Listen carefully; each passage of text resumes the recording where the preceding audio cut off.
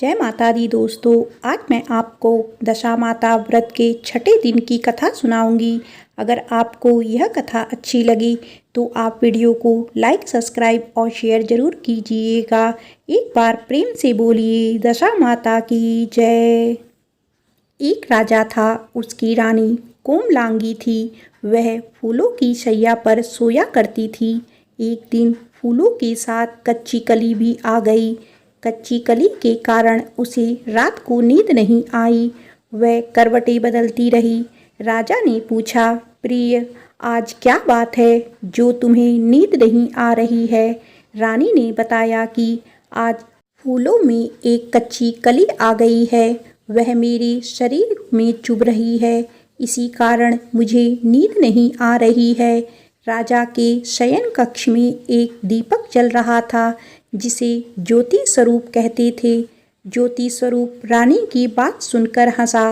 राजा ने हाथ जोड़कर उससे हंसने का कारण पूछा। ज्योति स्वरूप ने बताया कि अभी तो रानी को कच्ची कली के कारण इतनी तकलीफ हो रही है। सवेरा होने पर जब रानी को सिर पर बोझ ढोना पड़ेगा, तब इनकी क्या गति होगी? राजा ने पूछा कि क्या मेरे जीवित रहते ऐसा संभव है? तब दीपक ज्योति स्वरूप ने उत्तर दिया, हाँ संभव है, तुम्हारे जीते जी ही संभव है। ज्योति स्वरूप की बात सुनकर राजा ने मन में सोचा कि देववाणी कभी असत्य नहीं होती है। होनी को कौन टाल सकता है? रानी को अवश्य बोझ ढोना पड़ेगा, परंतु यह हो सकता है कि यदि मैं इसे एक संदूक में बैठाकर समुद्र में बहा दूं, तो संभव है कि यह बोझा ढोने से बच जाए, क्योंकि समुद्र में डूब जाने पर बोझा ढोने से बच जाएगी। राजा ने उसी समय रानी से कहा, चलो मैं तुम्हारे मायके में छोड़ आऊं, कुछ दिन तुम वहीं रहना। रानी बोली, परंतु महाराज, मेरे मायके में तो कोई भी नहीं है, मैं वहाँ किसके पास रहूँगी? राजा ने कहा कि तुम्हारे गोत्रजन संबंधी वहाँ बहुत अच्छी दशा में हैं, मैं उन्हीं के पास तुम्हें भेज देता हूँ। रानी ना राजा की बात मान ली। रानी ने बहुमूल्य आभूषण और कीमती वस्त्र धारण किए। तब राजा ने रानी को संदूक में बिठाकर नदी में बहा दिया। वह नदी समुद्र में ऐसी जगह मिलती थी जहाँ पर राजा के बहनोई का राज्य था। समुद्र से मोती निकालने का ठेका राजा के बहनोई ने ले रखा था। संदूक बहता बहता जब राजा के बहनोई के इलाके में पहुंचा, तो उसने मल्लाहों को आज्ञा देकर संदूक को बाहर समुद्र से निकलवा लिया। संदूक को उसने अपने महल के शयन कक्ष में भिजवा दिया और आदेश दिया कि मेरे पहुंचने तक इसे कोई ना खोले। राजा का बहनोई, जो उस जगह का स्वयं राजा था, उसके शयन कक्ष में संदूक के पहुंचते ही रानी को पता चला कि इस संदूक को राजा ने समुद्र में पाया है, तो वह फौरन शयन कक्ष में आ गई। उसने पहरेदारों को हट जाने को कहा। रानी ने संदूक को खोल दिया। उसे संदूक के अंदर 16 श्रृंगार किए एक स्वर्ग सुंदरी मिली। रानी ने अपने मन में सोचा कि यदि राजा इसको इस दशा में देखेंगे तो इसके ही हो जाएंगे और मुझे छोड़ देंगे। इसीलिए उसने उस रानी के सब जेवर कपड़े उतारकर उसे फटे पुराने कपड़े पहना दिए और संदूक में बंद कर दिया। राजा जब बाहर से महल में आई तो उसने रानी को अपने कक्ष में बुलाया और रानी से पूछा कि क्या तुमने देखा है कि इस संदूक में क्या है? रानी ने उत्तर दिया कि मैंने कुछ नहीं देखा है, मुझे नहीं पता कि इस संदूक में क्या है। राजा ने रानी के सामने संदूक खुलवाया तो उसे संदूक के अंदर फटे पुराने कपड़े एक स्त्री दिखाई दी, जो भिखारिन सी लग रही थी। रानी ने कहा, यह कोई भिखारिन लग रही है, इसको कारखाने में भिजवा दिया जाए, वह लकड़ी ढोकर अपना जीवन निर्वाह करेगी।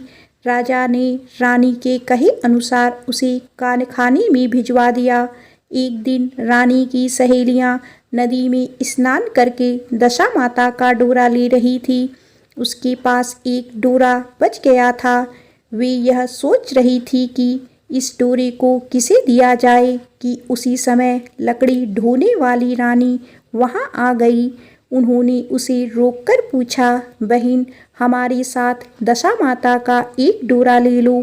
रानी ने कहा कि मुझे डोरा लेने में कोई हर्ज नहीं है, परंतु मुझे तो खाने भर को भी नहीं मिलता। मैं इस डोरे की पूजा कैसे करूँगी? वे बोली कि तुम इस बात की चिंता मत करो, हम हर रोज़ इस जगह स्नान करने आया करेंगी, तो 9 दिन तक हम यहाँ पर कथा कहेंगी। तुम भी रोज़ आकर कथा में शामिल हो जाया करना। 10वें दिन पूजा होगी, तब तक दशा माता चाहेंगी तो तुम्हारी दशा बदल जाएगी। रानी ने दशा माता का ध्यान कर डोरा ले लिया। उसी दिन रानी के पति राजा को यह चिंता हुई कि रानी को संदूक में बंद करके बहा तो दिया था, परंतु पता नहीं उसका क्या हाल होगा।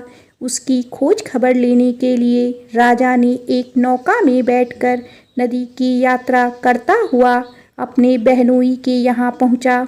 संध्या के समय वह अपनी बहन से बोला, मेरी हाथ पैरों में बहुत दर्द हो रहा है, किसी दबाने वाली को बुलाओ। तब उसकी बहन ने लकड़ी ढोने वाली भिखारिन को बुलाकर लाने की आज्ञा दी। उसे कहा, आज रात तुम मेरे भाई के पैर दबा दो। वह बड़ी संकोच में पड़ गई, अपने मन में सोचने कि आज तक मैंने किसी पुरुष को छुआ तक नहीं है। रानी अपने भाई के पैर दबाने के लिए उस पर जोर डाल रही थी, इसीलिए लाचार होकर उसने हाँ कर दी। राजा के पैर दबाते दबाते रानी को उसके पाँव में पद्म दिखाई पड़ा। रानी चुपचाप रोने लगी। उसके आंसू राजा के पैरों पर टपक पड़ा। राजा ने उससे पूछा, तुम क्यों रो रही हो? तुम अपना भेद मुझे बताओ, मेरे द्वारा तुमको कोई हानि नहीं होगी। रानी बोली कि जैसा पद्म आपके पैर में है, वैसा ही पद्म मेरे पति के पैर में भी था। पहले के दिनों की याद आ जाने पर मुझे रोना आ गया। राजा ने उसे पहचान लिया। राजा बोला, मैं समझ गया, अब तुम्हें पैर दबाने की ज़रूरत नहीं है। तुम्हारे भाग्य में जो लिखा था वह तुम्हें भोगना ही पड़ा। मैंने उसे टालने के लिए जो उपाय किया था उसका नतीजा उल्टा ही निकला। तुम्हें मेरे जीते जी लकड़ियाँ ढोनी पड़ी। सवेरा हुआ, परंतु अतिथि राजा सोकर नहीं उठा और ना पैर दबाने वाली दासी ही कमरे से बाहर निकली। राजा की बहन को चिंता होने लगी। थोड़ी देर के बाद दासी कमरे से बाहर निकली और कारखाने में काम करने चली गई। रानी ने कमरे में जाकर अपने भाई को जगाया। उसका भाई बोला, मेरी तबीयत ठीक नहीं है, मेरा सिर दर्द कर रहा है, मैं अभी आराम करना चाहता हूँ, मेरा मन भी बहुत व्याकुल हो रहा है। रानी ने पूछा कि आखिर क्या बात है, कुछ तो बताओ।